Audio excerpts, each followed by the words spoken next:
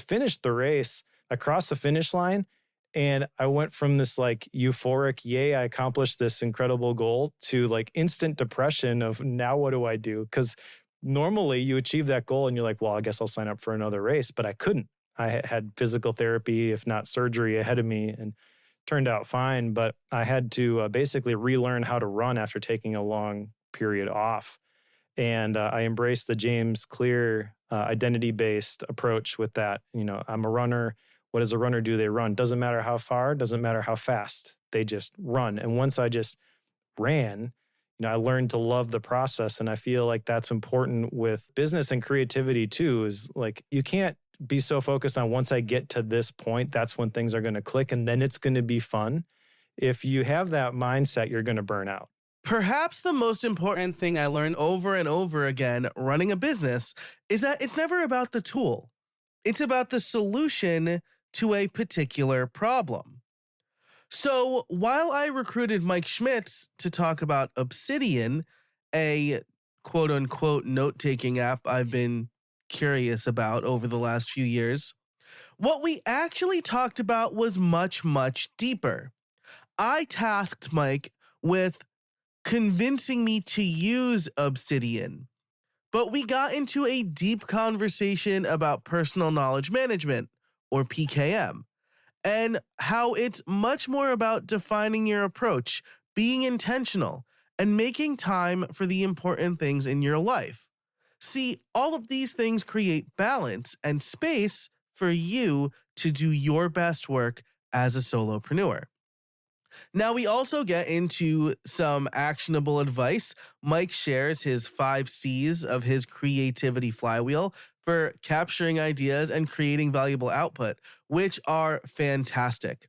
If you are feeling overwhelmed by information and struggling to turn your ideas into reality, this episode will give you a framework and the mindset to tame the chaos. You'll get practical tips and inspiration for upgrading your PKM system and your productivity. Look for these top takeaways. Obsidian is powerful, but it requires intentional use to get value from it.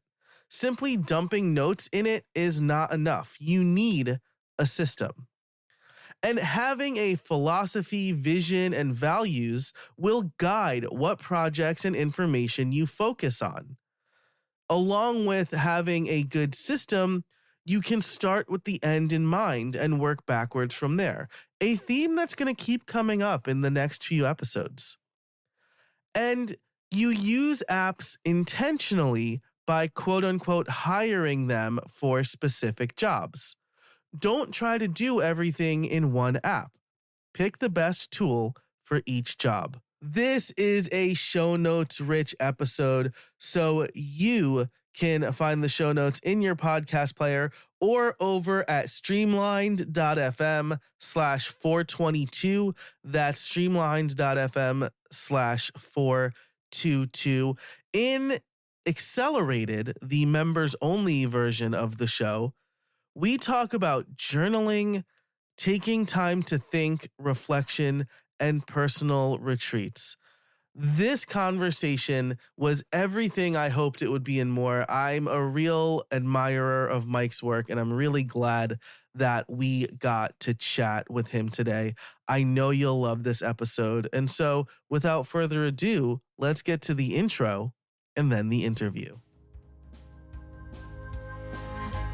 Welcome to the Streamlined Solopreneur, a show for busy solopreneurs to help you improve your systems and processes so you can build a business while spending your time the way you want.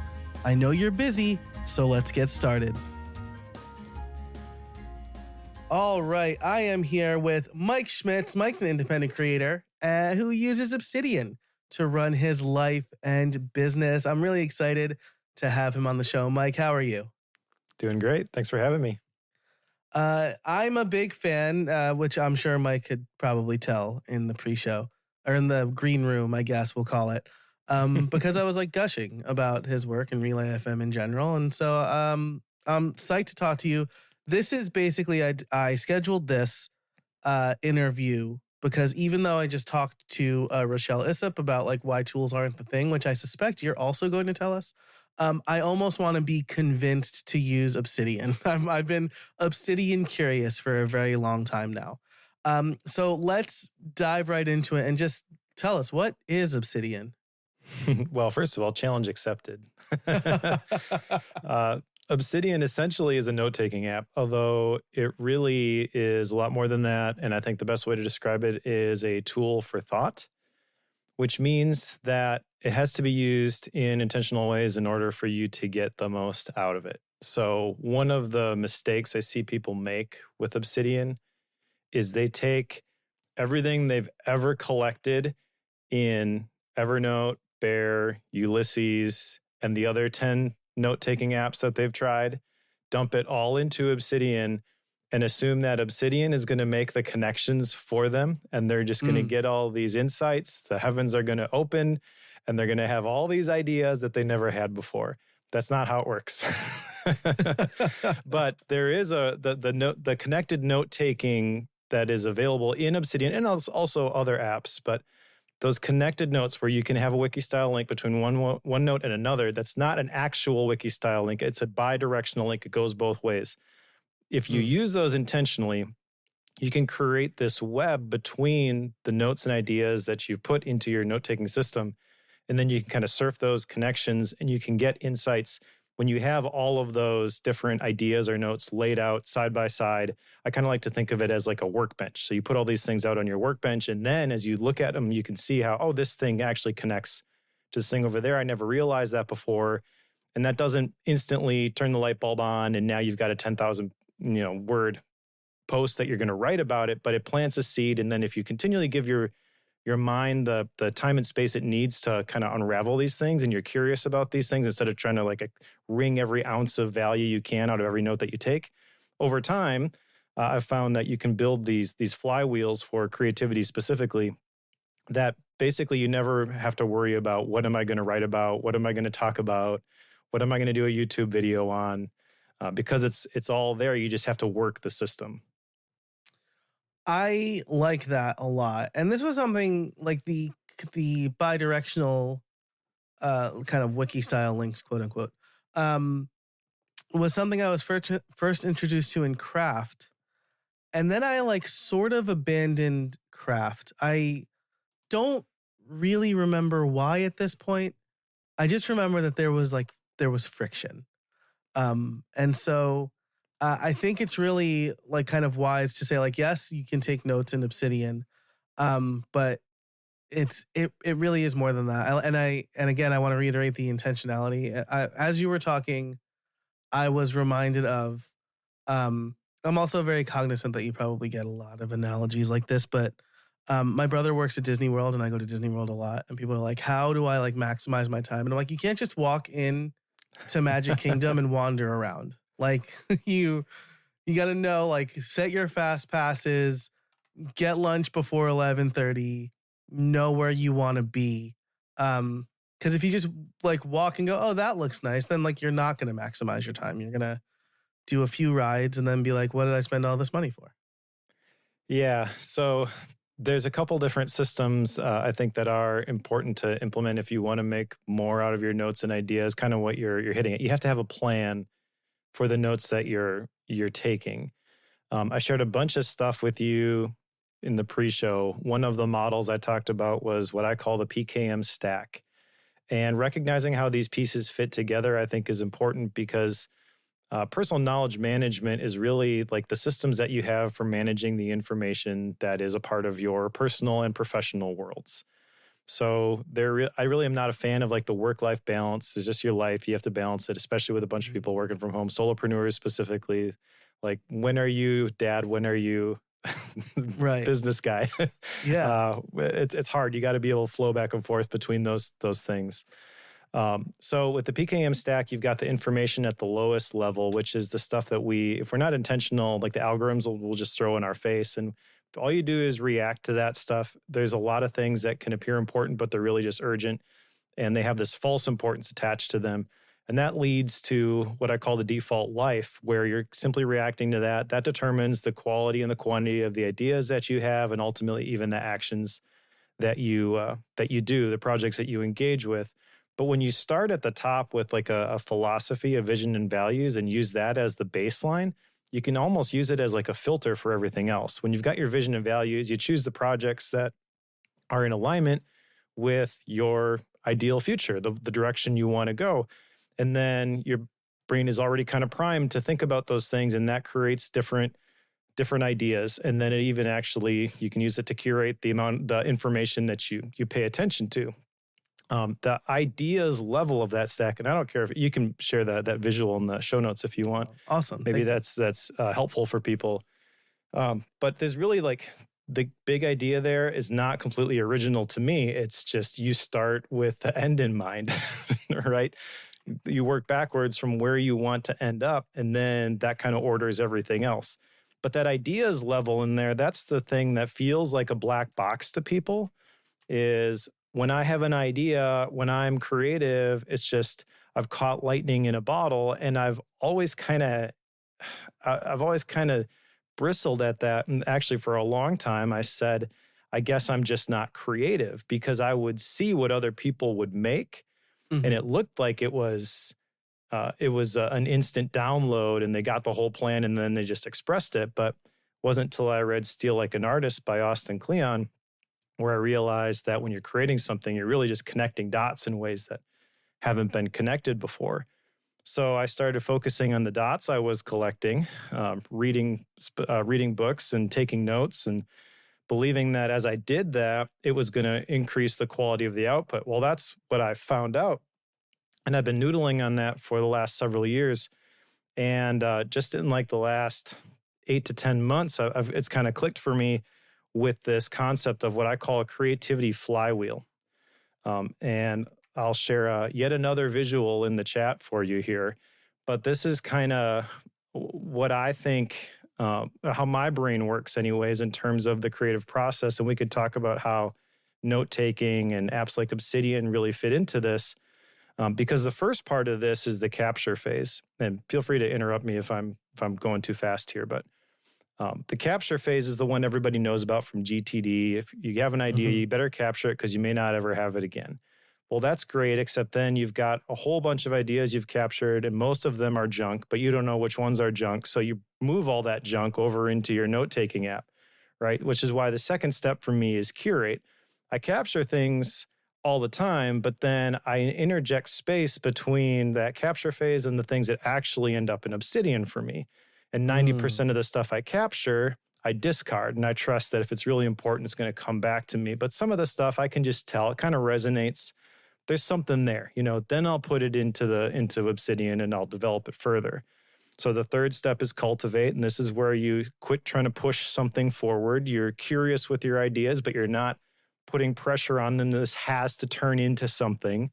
It's kind of like a greenhouse. You plant the seeds in the greenhouse, you provide the ideal conditions, but you can't force the plant to grow. You can't force it to produce the fruit. You've got to be patient. You got to see what develops there. And then once you kind of see what these things are, then you can figure out how do they fit in line with everything else that I've collected. Kind of like the syntopical reading idea from Mortimer Adler's How to Read a Book, where you read a book on habits. You're not reading just that book on habits. You're taking that information that James Clear talks about, and you're lining it up against all the other information and advice that people have talked about in terms of habits, and you're deciding for yourself, what of this is true, useful, am I going to actually implement? And then the last piece, which I will advocate till my dying day, that people really need to focus on this piece, which is the creative piece. So I call it the 5 C's of creativity: capture, curate, cultivate, connect, and create. But that creative phase, that happens only after you've gone through all the other stuff. And that is basically just an output. It doesn't mean it has to be a blog post. It doesn't have to be a YouTube video. It doesn't have to be a podcast. It could be as simple as, I'm trying to make sense of whatever topic. And I've found that the minute that I force myself to open up a new note in Obsidian and create what I call an opinion note, or a map of content is another name for it, and you just there's that saying, thoughts disentangle themselves through lips and pencil tips. Well, also clicky keyboards for me. Like the minute that I start typing out, what do I think about this stuff? That's when it's, oh, I get it now. And that's when it's useful and I can plug it in to whatever else I happen to be making. Wow, there's a lot to unpack here. I love a lot of it, right? You said I was just looking through all your screenshots again. Capture to curate. I love this. This really resonates with me right now because as we record this, I just got back from CEX, where BJ Novak gave kind of the closing interview and Hanley interviewed him. And someone asked him about ideation, and he pulls a notebook out of his jacket pocket. He says, I always have one of these on me, and I'm always observing and asking why. Now, it wasn't I tried to spy. It wasn't a field notes. I always have a field notes notebook on me. But the important thing he said here was ideation is different from execution. Right? You write everything down and then you just set time aside later to figure out what you're going to execute on. And so the capture to curate here is really important, right? The capture is like there's no bad ideas in brainstorming, right? Yeah. It's just I wrote down, I was watching my mail carrier. I had a rare opportunity. My wife took the kids to a play date with her friend. And I had a rare opportunity to smoke a cigar in the morning with my coffee. And this is my favorite thing to do. And I'm watching my mail carrier, and it was a different mail carrier than my weekday carrier. And I was like, I wonder how mail carriers like figure out their process. Like she parked somewhere different than my normal mail carrier, and my other mail carrier like does packages. And I wrote that down, and I'm like, maybe this is something, maybe it doesn't matter. But it was an interesting thought I had. Yeah, so the capture versus curate, like that intentional friction can be applied a lot of other places, but it's really important. And really it's at the heart of, I mentioned habits earlier, but like behavior change. So James Clear talks about this, BJ Fogg talks about this in Tiny Habits a lot. That's actually, I think, the majority of where that came from for me. But it's essentially, you want something to become easier, you lower the friction. You want something to become harder, you raise the friction. Those are levers that you can pull. And most people don't think about where they should be increasing friction in their systems. But I can tell you, if you don't increase friction from the capture phase, there's too much information out there in the world. Most of the time, you don't have the time and space to sit there with a cigar and wonder where the post person parked their vehicle. Yeah. Because you're constantly reacting to whatever information is being thrown at you. You don't even have time to think. So I put that in there because I've made the mistakes of dumping everything into my note-taking app. And I kind of feel like Evernote has gotten this reputation as the Roach Motel, but it's really probably not Evernote's fault. It was just really easy to save stuff with the web clipper, and people dump stuff in there without ever thinking about it again. You could always go back and search for it and find it. But surprise, surprise, having all that stuff in your archives doesn't actually have any real practical value going forward. That's really what I'm after with my note-taking system, is not something where I can go search for something later and find it if I need it. And there is, places where cold storage like that is important. I do use Devon Think, and that's where like the PDFs that I may need to reference at some point are going to live. But the things that are in Obsidian, I want those to be the best of the best. And I use curate intentionally because the picture I get is like a curator in a museum. And you think about like the Natural History Museum in New York or something, like a big museum, it's almost more important what's not in the collection than what is. They have like all these archives underground with all the stuff that didn't make the cut. So that when you're walking through the museum, your experience is high quality. That's kind of what I'm optimizing for with the stuff that's in Obsidian, is as I'm walking and connecting between these different notes, the stuff that's in there is the stuff that is going to benefit from having those intentional connections, and the lower quality stuff that can just stay in the archives. But I can't trust myself to discern that when I have the idea. I've found that whenever I have an idea, it seems like the greatest idea the world has ever seen. The moment that I have it, oh my gosh, this is going to change everything. And then by the next morning, it's, well, actually, that wasn't anything. That wasn't great. Yeah. Yeah. I love that. And this is helping me work through a little bit of friction because I started using Whisper Memo for iOS. I think it's really great. It is, a part of me thought like, why should I use this when like Apple has its own dictation on the phone? But Whisper Memo, I was talking, my son was dutifully quote unquote mowing the lawn. He's almost 4. And I was just thinking about that, how like we're getting, we buy all of these toys and most of them go unused, but the ones that are used until they're falling apart. And it's almost like making different bets. But a motorcycle drove by as I was talking, and I look in the Whisper Memo note, and it captioned my thoughts perfectly, and then it said motorcycle roaring, and I'm like, what? So I'm like, well, this is clearly, but like Apple would be like, it would probably garble my speech, right? But I just thought that was really impressive. But I love using it, and part of me is like, yeah, but all my notes are in Bear Notes, and so I feel like Whisper Memo is a good capture mechanism, and then I can spend time curating.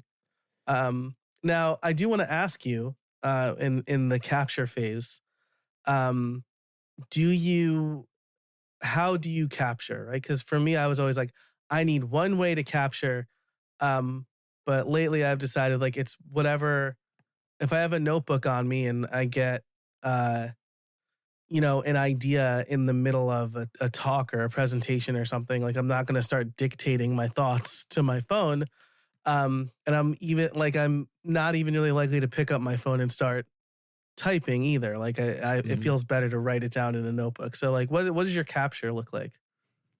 Well, I have multiple capture methods. The primary one in terms of ideas is drafts, because the place that I get ideas most often is when I'm out for a run.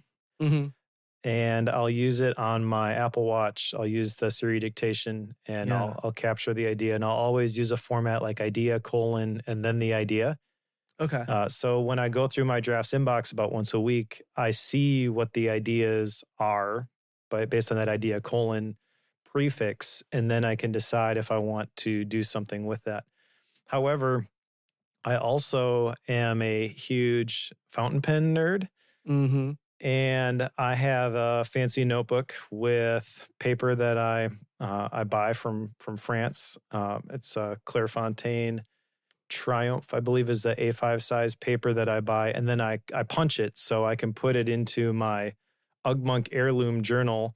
Sorry, Jeff, the paper in the heirloom journal is not fountain pen friendly enough for me. So, well, I'm glad you mentioned that because I also have the Ugmonk heirloom journal. And I felt the same. I have a William Hanna notebook and I buy like planner paper for that. But the heirloom is really nice for just like simple note taking. Yeah. Yeah. So the heirloom journal is the place where I will time block my day the night before. Usually on the left-hand side, I'll jot down a couple of tasks that I'm going to get done on the right-hand side. And then below that on the right-hand side is basically anywhere where I've got notes. If I'm in a podcast like this, I'm on a different location today, but if I'm at my office, I've got note cards that again are the by the same company, the Clairefontaine. I forget the name of the specific note cards, but they're very fountain pen friendly note cards. And I'll put that next to my desk and I'll jot down notes as I'm going. Sometimes it's just I want to jot down the time codes so I can put the chapters in later because I don't want to bang on my clicky keyboard while I'm talking on my microphone and have it pick up on the audio track. Sometimes if like for Focus, for example, we've got a guest, they'll say something and then David will jump in and respond and I'll make sure that I want to go back and I want to touch on something that the host said. So I'll put it in, quotation marks so that I have a marker essentially when I get back to it. But basically anything that I have in my disposal, I will use to capture things. But usually it's a fountain pen and some sort of paper or drafts on either my phone or the Apple Watch. I can't talk when I run. It's just like, it's a very difficult thing for me. So I've tried like logging ideas and I'm like, it's just, But it feels like you're more built for running than I am. I'm definitely a center of gravity sports kind of guy. Well, I don't know. I mean, I do run quite a bit, and I just did a couple of half marathons on back-to-back weekends, actually. Wow. But I'm definitely not like top half. You know, there are people who ran the half marathon twice as fast as I did. Right. So I'm not really worried about the speed. I'm not, I come back and my kid's like, "Did you win?" I'm like, "Nope." Not I even close. won. The goal was finish, and I did Yeah. that. Yeah. But one of the things that I learned from doing the races, because they'll have like, half a marathon is 13 miles. Um, they'll have these like water stations every so often. And I force myself every time I see one, by the time you realize that you're thirsty in a half marathon, it's too late, like you're dehydrated. So you drink a lot before you start. And then as you go, you stop at every single one. And when I stop, some people will grab it and try to drink while they're running and just keep going. I always like stop, walk, drink the water, throw away the cup, and then I'll like catch up to those people again. So Nice. I've kind of got into this rhythm where, it's not you're always going all the time. And if you stop and walk for 10 seconds while you're capturing an idea, that's completely fine. Is it going to affect your time? Maybe, but like I said, it's not about the time. It's not even really about the distance for me, except when I'm doing the races occasionally. It's the process. When I ran my first half marathon, I actually overtrained and my patella tendon slipped off my kneecap on the side of my leg, but I've been training for a year and a half. So I'm like, I'm doing the race anyways. Yeah. And I finished the race across the finish line. And I went from this like euphoric, yay, I accomplished this incredible goal, to like instant depression of now what do I do? Because normally you achieve that goal and you're like, well, I guess I'll sign up for another race, but I couldn't. I had physical therapy, if not surgery, ahead of me, and turned out fine. But I had to basically relearn how to run after taking a long period off. And I embraced the James Clear identity-based approach with that. I'm a runner. What does a runner do? They run. Doesn't matter how far, doesn't matter how fast. They just run. And once I just ran, I learned to love the process. And I feel like that's important with business and creativity too, is like the journey. You can't be so focused on once I get to this point, that's when things are going to click and then it's going to be fun. If you have that mindset, you're going to burn out. Yeah. So it's more important to find a rhythm which allows the outcome to happen organically, where like the score almost takes care of itself. Not that you don't pay attention to the score, but there's like the lead and the lag measures. We talked for the pre-show. I've got some critical numbers that I'm paying attention to for my business, but I'm not making my decisions, solely off of what trends do I see in those graphs. That's the result of things that I did 6 months ago. So recognizing that and just learning to love the day to day. Yeah. Gosh, that's a really great way to look at things, because it can turn into a limiting belief, right? Like if I get there, then it'll be good. But then like when you get there, if it's not good, you're like, oh, well, I just have to do this one extra thing. And like you said, you burn out, right? Where it's like, celebrate the victories, say I'm a runner, right? I say I participated in a few half marathons because what I did doesn't qualify as running, but I did the 13.1 miles and I didn't get swept up by the balloon ladies, which is, if you've run a half marathon in Disney World or Disneyland, you'll know what they are. So I kept a more than 16-minute pace is what that is. And so, I think it goes back to like focusing on your accomplishments, I think. We've gotten really deep into the philosophy here, and I want to continue that because you have, again, a whole framework around it. But I do want to take a quick break to hear from our sponsors. Look, when you have an online-based business, speed and reliability are the most important aspects of a service. Not far behind that is actually owning the website that your business relies on. When you own your website, you're not subject to an algorithm, changing terms, or accidental shutdowns. That's why I'm so excited that Liquid Web is back as a sponsor of How I Built It this year. Their Cloud VPS is some of the best in-class hosting you can get when your business relies on your website. From speed to security and protection to regular backups, with Liquid Web, you can trust your website will remain in tip-top shape. Not technically savvy? Don't worry. Liquid Web offers fully managed hosting, which means they have a team of knowledgeable experts looking after your website for you, so you can focus on running your business. If you need fast, reliable, and secure hosting for your business, check out Liquid Web. Head over to howibuilt.it/liquidweb today. Hey, real quick before we get back into the episode, I want to tell you about my free newsletter, Podcast Workflows.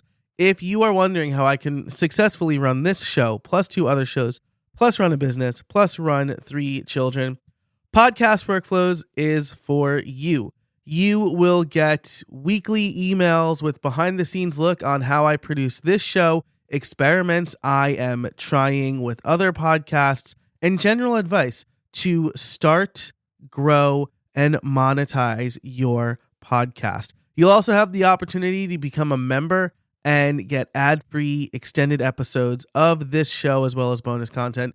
You can do all of that over at podcastworkflows.com/join. That's podcastworkflows.com/join. Sign up for free today. And we're back. So I'm going to be honest with the listeners here. For Act 2, if you've been listening for a while, you'll know that the sponsor break comes right before Act 2. And for Act 2, I have Can't I Just Use Apple Notes or Evernote? And that feels that the vibe doesn't fit that right now. We've gone deeper than that, I think. And so what I really want to come back to is, as a quick recap, Mike, you've shared your 5C, did you call it the 5C creation flywheel? Yeah, it's the 5 C's of creativity, or really the creativity flywheel, because a flywheel, there's a whole picture that goes along with that Nathan Barry talked about at Craft and Commerce, where it becomes easier and it produces more, which I think is an important idea there.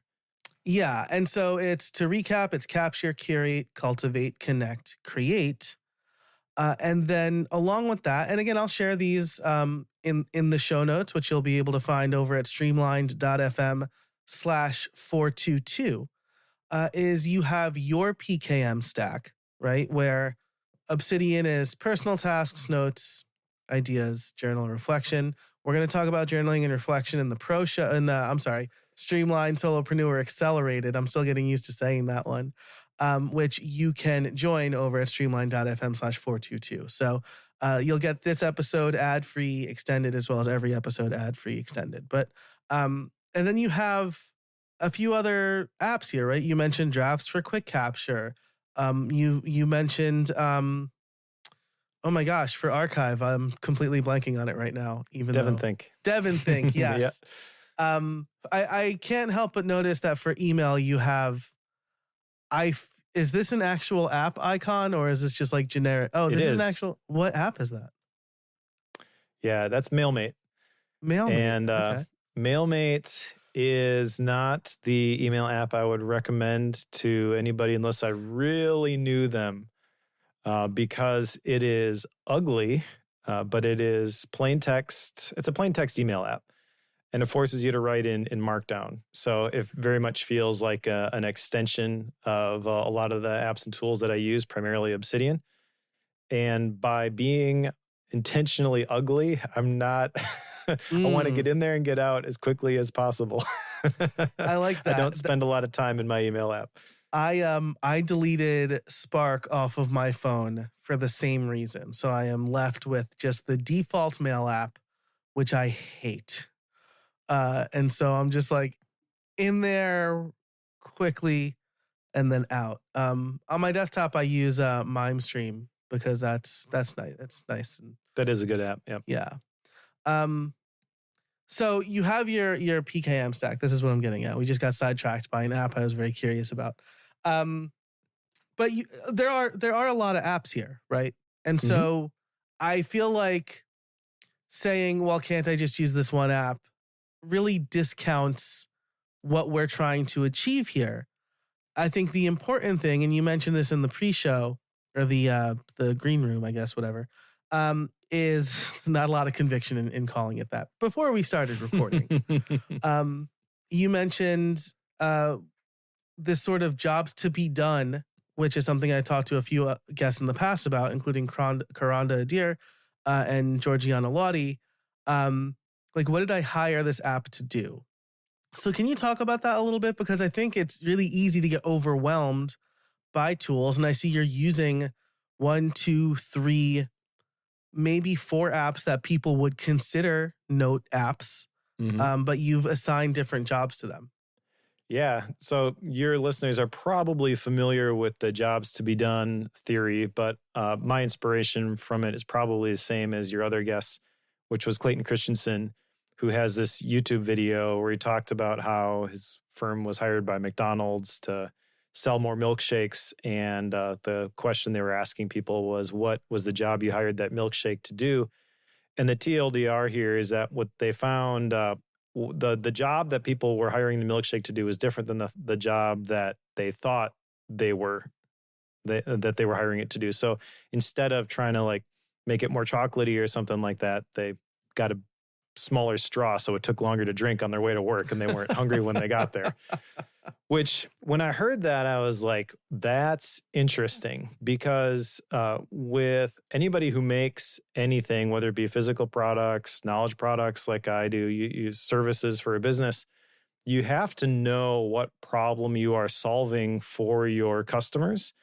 And it's so easy to fall into the trap of, this is what I think I can do and the value that I bring. But until you talk to people, you don't really know what exactly, what benefit really you are actually contributing to them.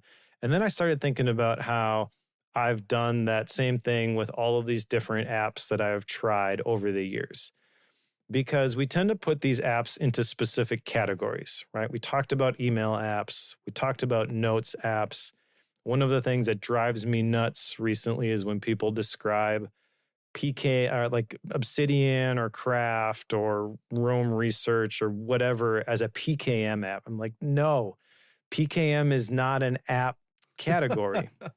PKM is a system, right? So that's what this PKM stack idea, where this PKM stack idea comes from, is when I'm doing the work, when I'm being productive or creative, and I would argue that those are actually linked, there is a specific flow of information. There's a system that's being followed. There's an input, there's a process, and then there's an output.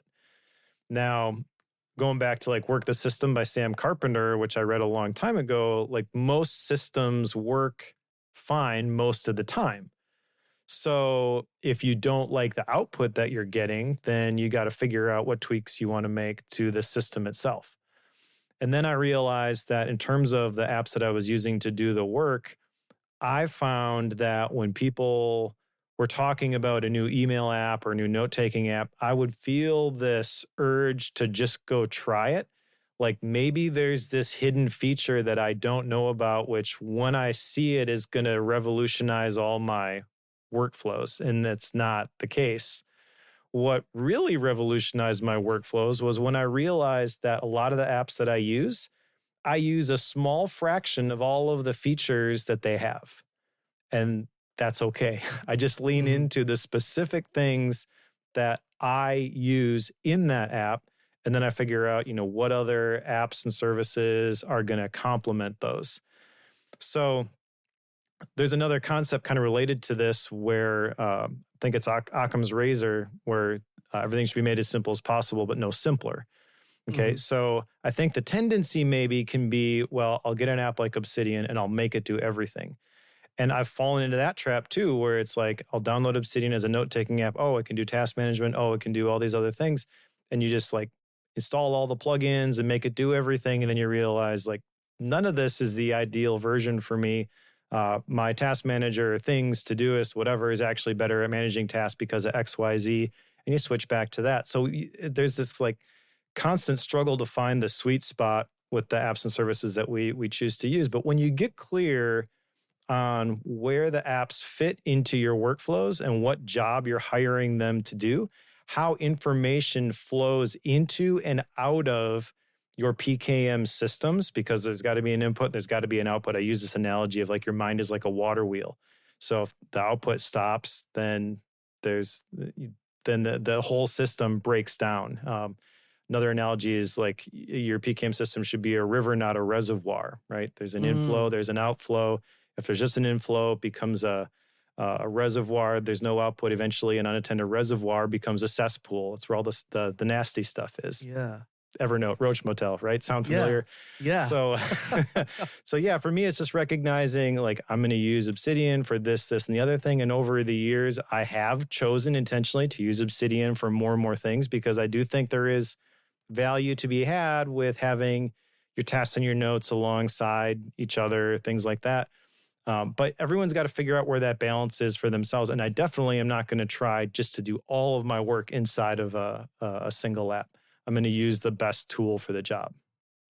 Yeah, I like this a lot. I've come to a very similar conclusion recently where it was like, hey, Notion can do everything, so I'm going to do everything in Notion, right? And this was like a revelation after I switched from Airtable to Notion, which again, at this point, I can't really remember why. I think it was like Airtable made a bunch of changes I didn't particularly care for.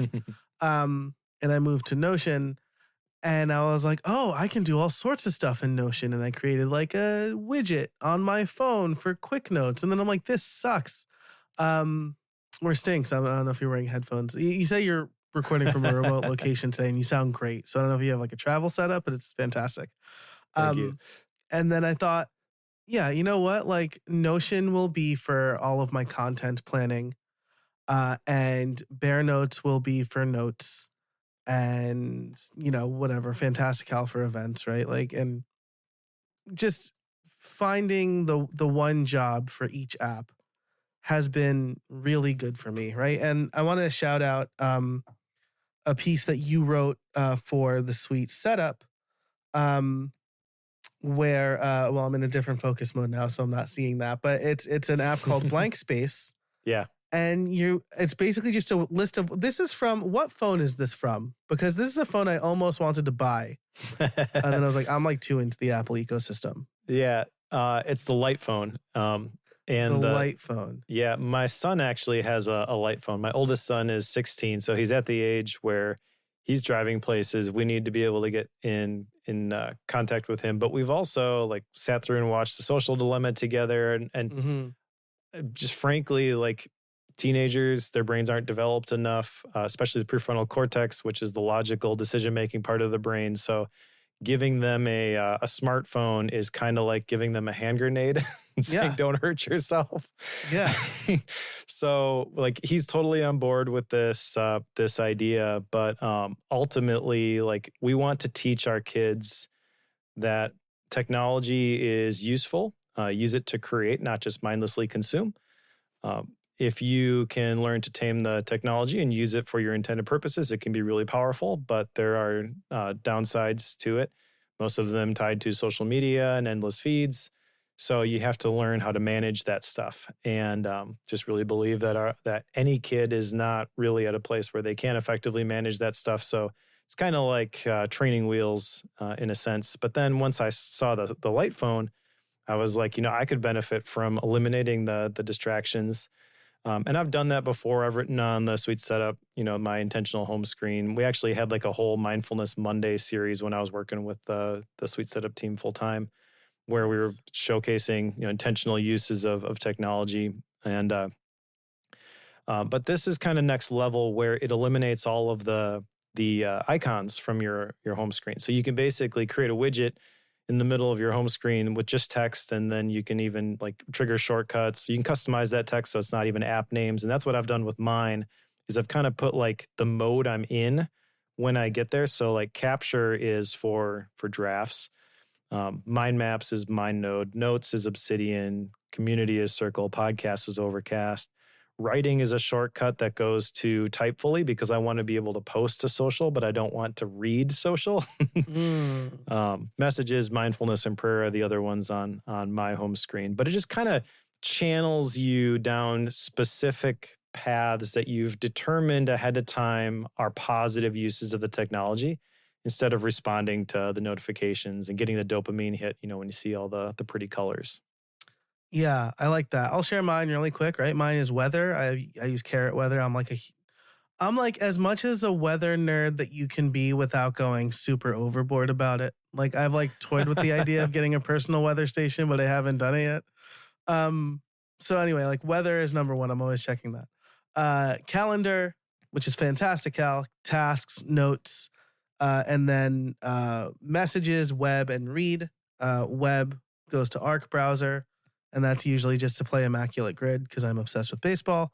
And read will go to Readwise Reader because that's like one of my favorite apps. And it's a better use of my time than mindlessly scrolling or checking my email when I'm out with my kids or whatever. So, yeah, exactly. So a couple things to double click on from there. Going back, you made a comment about how Notion was terrible for capturing things, and that just kind of highlights the point that you have to have the right tool for the job. Obsidian also is terrible for capturing. You open the Obsidian app, you see the purple bars go by for like 10 seconds, and then finally it opens. And then you got to click a button to open a new note, and then you name it, and then you can finally start capturing what you're going to capture. It's a totally, it's a lot of friction for that part of the workflow that I don't want friction at, which is why I have drafts as my capture tool on my digital devices, because I just want a way to get it down quickly. I can decide what to do with it later. The more friction you add at the beginning of the beginning of the workflow, the more likely you are to try to judge something the moment that you're having it, and you're really a terrible judge of those things in the moment. You just got to capture it, give it some space, and then come back to it. But the other thing is like channeling your brain down these intentional paths. Like this is something that people need to pay attention to. We're so good at just responding to whatever happens to be urgent, and our brains are actually wired that way. And business owners' brains are probably more wired that way because they've learned to operate that way. I've actually done some. I'm not a brain scientist, but I'm fascinated by this whole area. And basically, what happens is your brain gets a signal and it interprets it for meaning, and it goes through a certain channel, through different parts of your brain. But there's a part of your brain, the amygdala, which a small part of the message just goes straight to the amygdala, and the amygdala is the emotional part of the brain, and that's the one that can like crank it up to 11. That's called emotional hijacking. And it's basically like triggering the fight versus flight response. The problem is that fight versus flight response gets triggered in a meeting with your boss. You're not fighting for survival anymore. The saber-toothed tiger is not hiding behind the bush to eat you, but your brain can't tell that. It still operates the same way. So with a little bit of intention, you can kind of create these boundaries to prevent that sort of thing from happening.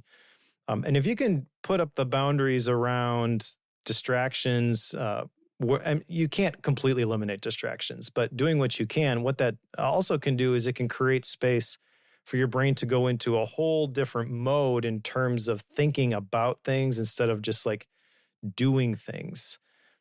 Keith Cunningham wrote a book a while ago called The Road Less Stupid, where he talks about this concept of thinking time. And there's a quote in there that's something like, I don't need to do more smart things. I need to do less dumb things. I need to quit swinging at bad pitches. And when I heard that, I was like, yes, that is exactly where I'm at. The thing is, when you're so caught up in the day-to-day, they just feel like pitches and you're just swinging all the time. You don't have any sort of discretion until you can take a break from that stuff, disconnect long enough to kind of get above and outside your different perspective, as Sam Carpenter talks about. And you can look at things objectively and be like, yeah, that's completely ridiculous. Why the heck am I doing that? Am I doing that? And then you can tweak and optimize your systems to do more of what matters and less of what doesn't. Yeah, this is great. I'm going to take this analogy one step further because you said baseball or pitches, and I love baseball. New York Yankees fan, and watching. There are two batters that I think are worth watching for this analogy. Right, one is Giancarlo Stanton. he has the fastest bat speed by like 5 miles, almost 5 miles per hour over anybody else in the league, right? He can really whip that bat around, but he's a guess hitter. So he just always assumes he's getting a fastball. And when he connects, it's great. But when he misses, he looks pretty stupid, right? Whereas Juan Soto is an extremely intelligent, and I'm not saying Giancarlo Stanton's dumb, he's not, but Juan Soto has an incredible eye and like very high like at bat intelligence, and so he puts the ball in play more because he is swinging at the pitches. He's swinging at the right pitches, and so that makes him highly productive at the plate. And I couldn't get that out of my head as soon as you said it. Well, we've been talking for a very long time. And again, this has taken us on a much better journey than I thought we would go on. I'm just like, we're going to talk about Obsidian. And we've talked about philosophy, intentions, jobs to be done. So as we wrap up here, instead of saying, how do I get started with Obsidian, which you still managed to convince me to at least check out. Like, your screenshots is what did. I'm like, oh, there's the WordPress logo and these charts look cool. And luckily I do build in public live streams, so this can be productive time for me. There you go. But let's take a step back and answer this question instead. If I'm trying to build a better PKM system, what app do I start with? How do I find the right apps to hire? Well, I don't think there's a simple answer to that, but I'll share maybe my journey into using Obsidian, and hopefully that will help. There was a specific thing that I wanted to do when I first downloaded Obsidian. And when I first downloaded it, I opened it up, and the user interface has gotten a lot better since then. But I took one look at it and I'm like, nope. Immediately closed it, uninstalled the app, and moved on. And then it wasn't until several months later that I had another friend who kept bugging me to give it a shot. And like, okay, fine, I'll give it, I'll download it again. But that time, when I downloaded it the second time, I had a specific project I wanted to build. I take these sketch notes of all of the sermons that I attend at my church, and I wanted to build my own cross-reference library. So what that means is like, I could take my notes from last Sunday's sermon and they mention a specific verse and click on that verse and see all of the other notes that I have taken that also link to that verse. So I had a picture, this is what I want to build. Is this possible in Obsidian? And side note, I realized that it wasn't possible the way that I was trying to do it. I was trying to bring in a whole chapter at a time as notes. And it was impossible to link to the individual verses that way. So I actually had to change my approach, and I adopted what I call atomic note-taking, which is essentially you have notes of the smallest component pieces of things that are valuable. And those small component pieces, that's what, when you connect, really produces a lot of value. Is that the same thing as Zettelkasten? Kind of. So Zettelkasten is essentially... that's from Nicholas Lumens, who wrote a whole bunch of books, but he would have an idea, he'd write it on a card, and then he would have all the cards like in order. So it's sort of like that, except I'm not dating the cards in any way. And I guess I have the sermon notes associated with like the days that I took them, but that's kind of just based on like the folders that they end up in. The value of a note taken, last Sunday versus 3 years ago, like there's no importance there. Where Zettelkasten, I really think there kind of is. Gotcha. So what I wanted to be able to do though was, lay out my sermon notes side by side and then draw connections as I saw them that way. And that's essentially what I was able to do. But I had to blow everything up and drop 30,000 notes into my vault as individual Bible verses first, which was difficult to do at the beginning. But then once I did that, I realized, hey, this is actually better. But the thing that I want to drive home here is like I had a specific workflow that I was trying to create. And that's where Obsidian is awesome, because with the community plugins that you can install there, you can extend it in just about any way that you can possibly think of. So you can build whatever workflow you want essentially with these plugins. But you can't just go in and be like, I want this one and this one and this one and this one and this one. And I heard someone talk about this one, so I'll install this one. You got to do it like little piece at a time. And you got to have very specific, this is the value I'm going to get out of building this system. As I did that, then I realized, I could layer this on top of it, and I could layer this on top of it, and I could layer this on top of it. But all that happens slowly over a period of years. If you're going to go into, whether it's Obsidian or any other app that's related to your PKM workflows, do so with the intention of having it solve one specific problem. Hire it for one job. Once you hire it, you may find that, hey, actually, it's good at this, that, and the other thing too. We can expand the job description, but don't do it right at the beginning, just trying to, I'm going to get rid of my task manager, get rid of all these other things and dump it all into this one app. That, if you do that, then it's not, I can pretty much guarantee it's not going to stick. You're not going to trust your system. And that's the valuable thing, is you have to be able to trust your system. You have to know how all the pieces fit together to produce the output that you're after. I like that. That is excellent advice. Basically, my approach to using Notion was I was using it to like co-plan a retreat with a few people. And I really liked it. And so I thought, let me try this. And it does this too. Cool. So I think that's a really good approach, especially for apps that could be it's like, you don't go to New York City and say, great, I'm going to do everything today, right? You say, I'm going to go see the Empire State Building, or I'm going to take in a baseball game, right? If you try to see all of New York City in one day, you're going to fail horribly. And then you're going to be like, New York's not that great. So yeah, I love that.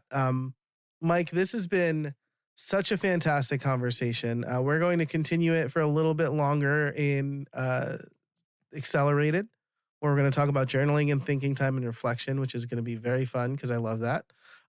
My yearly theme last year was the year of retreat, because I wanted to do more reflection.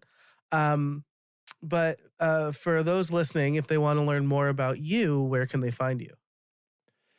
Probably the best place to go is practicalpkm.com. That will take you to the sign up page for the newsletter. And there's a bunch of older newsletters there, so you can get a feel for the type of stuff that I make. If that resonates and you like it, there's lots of other places you can go. I've got a couple different podcasts that I do. Focus with David Sparks on the Relay Network. Bookworm, which is at bookworm.fm, where we read a different self-help business type book every couple of weeks, talk about takeaways. Got the YouTube channel, youtube.com/Mike Schmitz, where there's a lot of Obsidian related workflows if you want to see this stuff visually. That's probably good. MikeSchmitz.com is the URL where we'll have links to everything. Awesome. Love that. And I'm glad you mentioned Bookworm, because you mentioned many books. And so I'm glad that you mentioned that as well. I will link to all of that and everything we talked about, as well as some of the screenshots that Mike generously shared. I'll share like the ones that we kind of called out specifically over at streamlined.fm/422. And there you can also become a member, join my mailing list and all that fun stuff.